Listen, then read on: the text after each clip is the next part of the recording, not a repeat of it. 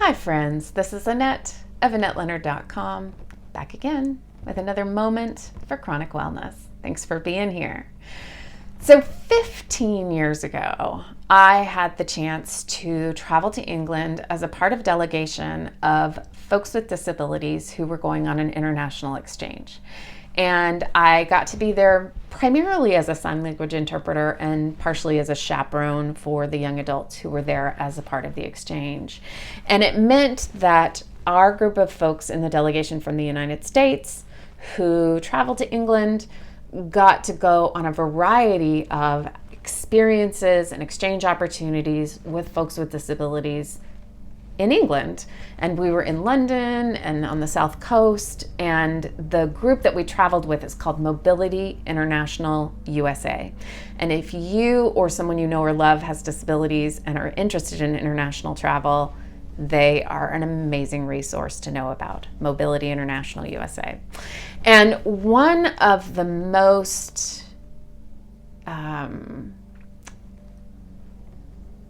fascinating things that I learned, one of the things that has kept me thinking about it since then and to this day, was the fact that the population of folks who experience disabilities in England call themselves disabled. Now, that may not seem radical to you, but for those of us in the United States, that feels radical to hear, because we hear calling somebody disabled and immediately are like, no, they are somebody with a disability. They are not disabled, they are somebody with a disability. Like immediately there is like a launch in on that language and correct. Like person-centered language dictates that I say, you are someone with a disability. That supports the human rights model, not the medical model. That supports all things universal access. That supports me putting you first, saying you are someone with a disability, not someone who is a disability, someone who has a disability. So that the fact that every leader that we met with in England said, I am disabled, not I have a disability, was jarring to our systems.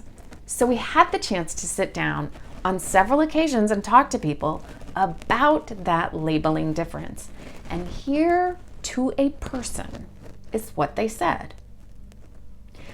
Until society changes their attitudes, systems, and structures, I am disabled. By virtue of people seeing me that way, treating me that way, creating barriers that leave me experiencing the world that way. So it's not that I am disabled because I have a hearing loss, or I am disabled because I have chronic illness, or I am disabled because I am missing the bottom part of my left leg. I am disabled because society is making it so. I'm going to just let that sink in for a minute. I am not disabled because of some medical condition. I am disabled because of other people's systems, structures, attitudes, beliefs. And when those change, I will no longer be disabled. It is a subtle difference for those of you who are not perhaps in the world of disability, but a profound attitudinal difference in terms of where we are putting the locus of change. So when I am saying I am a person with a disability, there is no onus on you to do a damn thing about it. But when I am saying there ain't nothing wrong with me, but I'm disabled because of all the shit you're doing, that is squarely placing responsibility on the rest of us to get our shit together. And I wish there was a way for us to talk about other privileges this way. There probably is. I just haven't given them, I haven't had the same quantity of time to think about them perhaps as I have this one.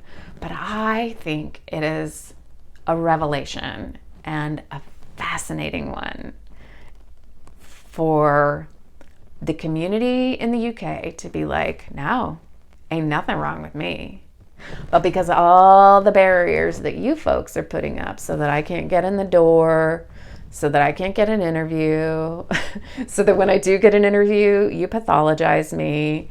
Until those things change, I am absolutely disabled. I love it. Makes my head spin in all the best ways, like just gets my mind thinking about how we make change in this world. How do we make change in this world? Sound off. Let me know your thoughts. I am eager to hear.